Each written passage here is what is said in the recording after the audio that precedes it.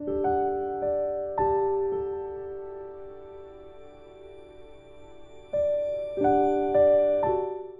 시편 77편에 등장하는 이 인물은 그의 인생 여정에 환난의 때를 맞이했습니다.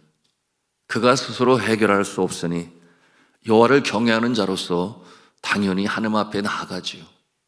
그리고 말씀해 보니 그가 부르짖습니다. 왜 부르짖겠습니까? 하나님께 구원이 있으니, 여전히 하나님은 나의 답이 되시니 간절한 마음으로 간청하는 모습 아니겠습니까? 1절 말씀이 그 모습을 보여주고 있는데요, 우리 1절 말씀을 함께 읽도록 하겠습니다. 시작. 내가 내 음성으로 하나님께 부르짖으리니 내 음성으로 하나님께 부르짖으면 내게 귀를 기울이시로다. 아멘. 부르짖으리니, 또한 부르짖으면, 이렇게 부르짖는다 두 번이나 반복되고 있습니다. 부르짖는 이유는 그 믿음의 고백대로 주께서 내게 귀를 기울이실 것이다 라고 하는 소망이 있기 때문이요, 또한 믿음이 있기 때문에 부르짖는 것이죠. 여러분, 이 새벽에도 간절한 소원 주님 앞에 부르짖으심으로 말미암아 응답의 역사를 체험하시기를 축복합니다. 어려운 환난의 상황이 해결되지 않고 여러 날 동안 지속됩니다. 마음은 불안하고 염려와 걱정으로 지쳐갑니다. 그러므로 밤에도 숙면을 취할 수가 없어요. 잠을 이루지 못하며 불면증에 시달리게 되니 몸도 약해질 수밖에 없죠. 그러나 기도를 포기할 수는 없습니다. 2절의 내용이에요. 뭐라고 그랬습니까? 나의 환난 날에 내가 주를 찾았으며 밤에는 내 손을 들고 거두지 아니하였나니 내 영혼이 위로받기를 거절하였도다. 밤에도 손을 들고 기도하며 주의 은총을 간구합니다. 그런데 2절의 마지막 문장이 내 영혼이 위로받기를 거절하였도다, 이런 표현을 했어요. 이게 무슨 내용인가 하면 내 곁에 있는 사람들의 위로, 내 곁에 있는 사람들의 격려, 그것이 나에게 진정한 위로가 되지 못한다, 그런 뜻이에요. 그러므로 내 영혼이 위로받기를 거절하였도다. 어려운 상황 가운데 있는데 정작 곁에 있는 사람은 자신이 처한 그 상황에 처하지 아니하니 공감을 하면 얼마나 공감을 하며 치유를 하면 얼마나 치유를 하겠는가. 그러므로 그것이 나에게 위로가 되지 못한다. 그러니 그 마음이 얼마나 힘들고 어려운지를 간접적으로 보여주고 있습니다. 여러분, 그럴 때가 있습니다. 욥의 친구들이 그러지 아니했나요? 환난 중에 있는 욥을 위로하고자 찾아왔지만 정작 그들은 아주 선생님과 같은 말을 하잖아요. 그래서 네가 잘 생각해보라. 왜 이 환난이 닥쳐왔는지, 내가 무엇인가 하나님께 잘못했기 때문에 이런 어려움이 있는 것 아니냐. 그러니 회개하라. 하나님께서 그 마음을 돌이키시리라. 이와 같은 내용으로 조언을 줘요. 여러분, 그와 같은 친구들의 조언을 들을 때 그 마음의 위로가 됩니까? 되지 아니에요. 서로 그 말이 맞는다 할지언정 여러분, 공감대가 형성이 되지 아니하고 치유라는 마음이 없으니 위로가 되지 않습니다. 여러분, 그들의 말이 옳다손 치더라도 그 문제의 해결주는 사람이 아니에요.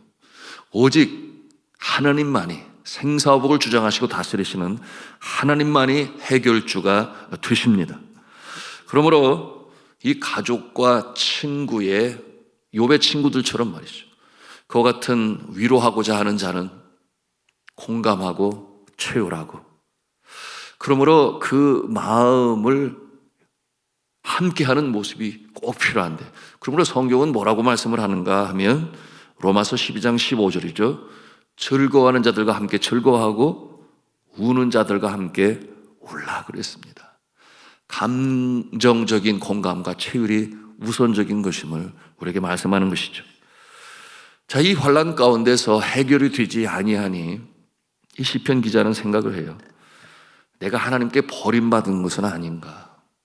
하나님이 나를 잊은 것은 아닌가? 과연 하나님은 나를 구원하실까? 여러분, 우리 교우들의 모습들 중에서도 그와 같은 모습을 제가 때로 봅니다.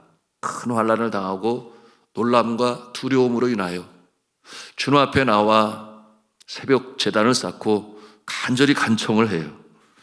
그런데 그렇게 기도하고 여러 날이 지나도 응답이 없게 되니까 결국은 멈추죠. 그리고 좌절하고 절망하고 하나님으로부터 멀어져가는 그와 같은 모습을 봅니다. 그러면 안 되는데 한편으로 오죽하면 그럴까 이런 생각도 들지만 그와 같은 모습이 바른 모습은 아닌 것이죠. 자, 오늘 본문 17절, 18절, 19절 여러분 이 모습에 그 연약한 모습을 우리가 대합니다. 뭐라고 그랬어요? 7절, 8절, 9절 있습니다. 시작. 주께서 영원히 버리실까? 다시는 은혜를 베풀지 아니하실까? 그의 인자하심은 영원히 끝났는가? 그의 약속하심도 영구히 패하였는가? 하나님이 그가 베푸실 은혜를 잊으셨는가? 노하심으로 그가 베푸실 긍휼을 그치셨는가 하였나이다. 이런 부정적인 생각을 가질 수도 있지요. 그러나 바람직한 모습은 아니에요. 믿음의 사람들은 어떻게 생각을 합니까? 나를 누구보다 잘 아시는 하나님께서 선하신 뜻을 가지고 이와 같은 일을 행하시겠지. 나의 영혼을 창조하시고 이 땅에 생명으로 보내셨을 때에는 나를 통하여 주께서 이루시기를 원하시는 선하신 뜻이 분명히 있으실 것인데 이와 같은 과정도 그 과정 속에 하나님의 손길이요 이 또한 지나가리라. 그리고 나는 정금같이 서리라. 여러분 이와 같은 마음을 갖고 기도하는 것입니다. 그러므로 사람이 감당할 시험밖에는 너에게 당한 것이 없나니 오직 하나님은 미쁘사 너희가 감당하지 못할 시험 당함을 허락지 아니하시고 시험 당할 쯤에 또한 피할 길을 내사 너희로 능히 감당케 하시느니라 하시는 고린도전서 10장 13절의 말씀을 가슴에 담고 그래 내가 기도할 때 믿음을 저버리지 않을 때 이와 같은 모습이 합력하여 선을 이루게 되지 이와 같은 확신을 가지고 다시금 믿음으로 일어서게 되는 것입니다. 오늘 시편 기자는 그처럼 하나님이 나를 잊었다 버렸다라는 이 생각이 잘못된 생각임을 스스로가 알아요. 너무 힘드니까 견뎌내기가 어려우니까 마치 하소연하는 것처럼 넋두리 하는 모습으로 했을지라도 그는 스스로 알아요. 그러므로 뭐라고 고백을 해요? 이는 나의 잘못이라. 10절에 있는 말씀이에요. 이는 나의 잘못이라. 이와 같은 생각은 잘못된 것이다. 그의 믿음 없는 고백은 잘못된 것이라 깨닫고 그가 다시금 믿음으로 섭니다. 그것이 바로 전환점이 되죠. 그러면 이 시편 기자가 이처럼 힘들어하는 그 환난은 무엇일까요?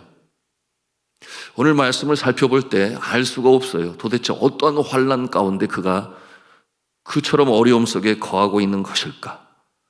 그런데 가만히 생각을 해보면 그 시대의 사람이나 이 시대의 사람이나 사람의 사는 모습이 그렇게 크게 다르지를 아니에요. 그러므로 안고 힘들어하는 인생 여정의 환난은 시대와 문화를 막론하고 크게 다를 바가 없다. 미국의 정신의학자인 토마스 홈즈와 리차드 라헤는 과거 1967년도죠. Social Adjustment Rating Skill이라고 하는 굉장히 이 심리학계의 중요한 연구 결과를 발표하죠. 걱정과 불안과 두려움을 유발하는 인생의 사건들을 계량화했습니다. 정도가 다 다르다는 거예요. 어떠한 상황에 처하느냐에 따라서 받는 아픔과 환난도 그 정도의 차이가 있다. 그와 같은 내용이죠. 그러므로 이 자료는 전 세계 심리학 또한 정신의학 분야에서 지금도 폭넓게 사용하고 있습니다. 사람이 살다가 당하는 환난의 종류에 따라서 그것을 느끼는 정도가 다르다. 그 고통의 정도가 다르다. 가장 큰 스트레스, 그러므로 어려움을 주는 것은 무엇이냐? 사랑하는 배우자의 사망이라고 그랬어요. 큰 충격을 받습니다. 둘째는 무엇인가? 이혼이라고 그랬습니다. 그 배우자를 잃는 고통과 버금가는 함께할 수 없기 때문이죠. 그 같은 모습은 에덴 동산에서 하나님께서 독처하는 것이 좋지 못하여 짝을 붙여주신 그 하나님의 태초의 질서이기도 하죠. 세 번째는 무엇인가? 마찬가지예요. 배우자와의 별거예요. 그러면 행복의 출발은 어디에 있는가? 가정 안에, 부부로부터 시작이 된다라는 것을 보여주는데요. 네 번째는 떨어지게 해서 혼자 있게 하는 것인데 교도소에 수감되는 것이라 그랬어요. 그리고 다섯 번째는 가족 중에 사랑하는 사람의 죽음이라고 그랬습니다. 그리고 여섯 번째는 자신의 부상이나 육신의 질병이라고 그랬어요. 그런데 같은 방법으로 한국인을 연구한 결과 전통적으로 이 가족 중심의 문화로 살아온 이 한국인에게는 조금 다른 부분은 있어요. 그러므로 그 극심한 불안과 두려움의 첫째는 무엇인가? 자식 사망이라고 그랬어요. 내 사랑하는 자녀가 나보다 먼저 떠나는 것, 그것처럼 아프고 힘든 일이 어디 있겠는가? 두 번째가 배우자 사망이에요. 셋째는 부모의 사망이에요. 넷째는 부부간의 이혼이고, 다섯째는 사랑하는 형제 자매 중에 먼저 떠나는 것이라고 했습니다.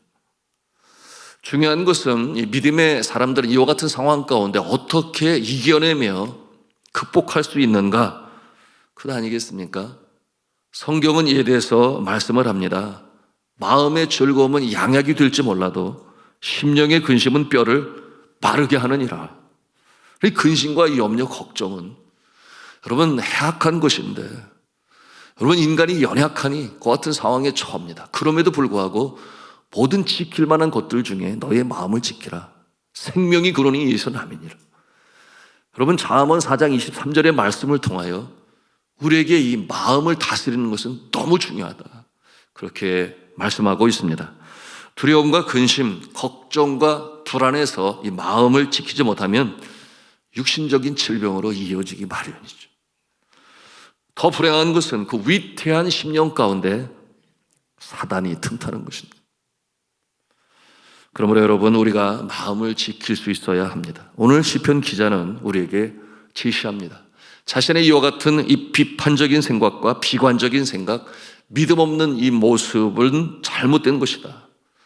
그러므로 그 고통으로 인하여 바닥을 치지만 바닥을 차고 다시금 일어서는 이 놀라운 역전, 그 모습을 우리에게 제시하고 있습니다. 그와 같은 모습은 첫째로 지난날 하나님께서 나에게 행하셨던 선한 일을 다시금 기억하는 것입니다. 다시금 상기하는 것이, 그러므로 믿음으로 다시금 일어나는 것입니다. 자, 이 내용 11절 말씀인데요. 우리 11절 말씀을 같이 읽겠습니다. 시작. 곧 여호와의 일들을 기억하며 주께서 옛적에 행하신 귀한 일을 기억하리이다. 기억하리이다 그랬어요. 이것이 다시금 반전으로 나갈 수 있는 출발점이 되는 것입니다. 여러분 자신이 직접 경험한 것 중에서 제일 하나님의 역사를 체험했던 것이 가장 중요하겠죠. 도산의 위기에서 사업을 일으키신 하나님, 사업이 망했지만 오히려 그것이 전화위복이 되는 역사로 역사하신 하나님의 손길, 육신의 질병으로 인해 죽을 줄 알았는데 다시금 하나님께서 치유하셔서 더 좋은 건강으로 인도하시는 하나님, 또한 역사로 보면 나라를 구하시고 주권을 회복시키시고 전쟁의 폐허더미 속에서 오히려 한강의 기적을 이루어 세계 열강과 어깨를 겨룰 수 있는 나라로 세우신 하나님의 그 기적적인 손길, 전지전능하신 능력을 기억할 때 우리는 다시금 소망 중에 일어날 수 있다라고 하는 것입니다. 여러분 우리가 생각해 볼 수 있잖아요. 앞서 말씀을 드렸습니다마는 창세 때 나의 영혼을 택하시고 창조하시고 때가 되어 이 땅에 생명으로 보내신 하나님, 여러분 그 하나님께서 우리 인생을 향하신 선하신 뜻이 분명히 있다. 그 하나님께서 이 세상 끝나는 그날까지 나와 함께 하시고 저 천국에서 안아주실 것 아니겠느냐라고 하는 이 확고부동한 이 믿음은 오늘을 살게 하는 것입니다. 여러분 전지전능하신 하나님, 그러므로 어려운 가운데서 다시금 나를 일으키실 것이다. 여러분 이 믿음은 과거를 기억하고 현재를 견디게 하며 밝은 미래를 소망 중에 바라며 나가게 하는 것입니다. 자, 그런 거면 두 번째로 하나님은 불가능이 없으신 전지전능하신 하나님이시다 라고 확고히 믿는 것이에요. 자, 이와 같은 내용이 오늘 14절, 15절 내용입니다. 우리 같이 읽도록 합니다. 14, 15절 시작. 주는 기이한 일을 행하신 하나님이시라. 민족들 중에 주의 능력을 알리시고 주의 팔로 주의 백성 곧 야곱과 요셉의 자손을 속량하셨나이다. 이 속량하셨나이다, 이 뜻은 구해내셨다, 그런 뜻이에요. 구해내셨다. 환난 중에서 구원해내셨다. 이 모습은 기적을 믿는 믿음이겠죠. 기적을 믿는 믿음. 그리고 그 믿음의 근거는 무엇입니까? 하나님의 능력입니다. 사람이 아니라 하나님의 능력. 이 믿음이 어떠한 자에게 주어집니까? 주의 은총을 사모하고 간구하며 지금도 믿음으로 기도하는 자에게 이루어집니다. 여러분, 예레미야서 29장 11절의 말씀, 제가 참 선호하고 늘 마음에 담고 있는 말씀인데 뭐라고 그랬어요? 여호와의 말씀이니라. 너희를 향한 나의 생각을 내가 하나니 재앙이 아니요 평안이니라. 너희에게 미래와 희망을 주는 것이니라. 이렇게 말씀을 하셨는데 그 다음에 이어지는 말씀이 뭐예요? 너희가 내게 와서 부르짖으며 기도하면 내가 너희들의 기도를 들을 것이요 라고 말씀을 했어요. 그러므로 너희가 온 마음으로 나를 구하면 나를 찾을 것이요 나를 만나리라, 그렇게 말씀하고 있습니다. 어떠한 상황 가운데서 우리가 이 자세를 놓치지 아니하면 하나님께서 그 능력을 우리에게 보여주심을 믿으시기 바랍니다.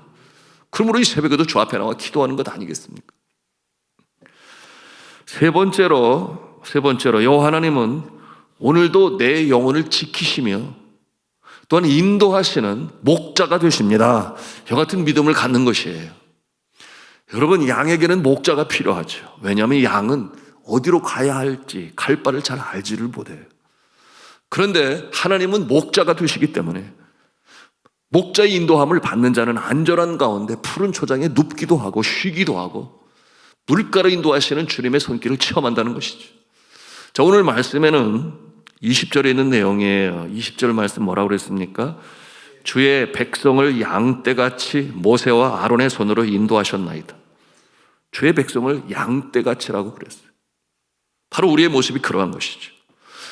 모세와 아론을 통하여 하나님께서는 친히 목자의 모습으로 그 광야 어려운 때, 더울 때는 구름 기둥으로, 추울 때는 불 기둥으로, 그 옷이 헤이지 아니하고 신발도 헤이지 아니하고, 무슨 뜻이겠어요? 하나님께서 먹이시고 입히시고 인도하셔서 요단강 건너 약속의 땅으로 인도하시는 그 목자 되심. 여러분, 다윗이 고백하지 않아요? 아비의 양을 칠 때에 사망의 음침한 골짜기에서 전에도 나누었습니다. 성지순례를 하게 되면 그와 같은 곳에 인도하심을 받은 적이 있는데요, 깊은 골짜기, 그 골짜기가 너무 깊고 또한 넓지 아니하니 햇볕이 저 아래 닿지를 아니해요. 그래서 가만히 보니까 가이드 하는 말로 저 아래 물이 흘러가고 있더라고요. 광야에 물이 어디 있어요? 그런데 낮은 곳으로 물이 흘러가는데, 그래서 그곳을 부르기를 사망의 음침한 골짜기라고 불러요. 왜냐하면 그 어두침침한 곳에 대안아들도 야수가 출몰하여 기다리는 거예요. 누구를 기다려요? 양떼에게 물을 먹이기 위하여 들어오는 어린 양을 기다리는 거죠. 채가는 거죠. 그 같은 상황에서 아비의 양 지키기 위하여 사투를 벌이는 다윗은 곰의 발톱과 사자의 이빨에서 그 양을 지켜냄을 체험합니다. 그러면서 본인이 아는 거예요. 그렇지, 하나님은 나의 목자가 되시고 나는 양이니, 그러므로 내가 사망의 음침한 골짜기에서도 두려워하지 아니하고 하나님이 함께 하시기 때문에, 그 같은 고백으로 믿음으로 행진할 때 모든 이스라엘 백성들이 존경하는 성군이 될 수가 있었습니다. 여러분, 오늘도 하나님께서 우리에게 목자가 되심을 믿으시기 바랍니다. 어디에 가든지 누구를 만나든지 무엇을 하든지 하나님이 나의 목자가 되심을 인정하고 인도함 받기를 작정하여 내 마음이 이생의 자랑 육신의 정욕 안목의 정욕으로 길을 잃었을 때 다시금 나를 인도하시는 목자 되신 주님을 바라보고 인도하심을 따른다면 여러분, 이날도 승리할 줄로 믿습니다. 이와 같은 모습으로 환난의 때를 극복하시고 이겨내셔서 하늘 찬송을 부리며 전제라는 승리로운 인생이 다 되시기를 주님의 이름으로 축원합니다.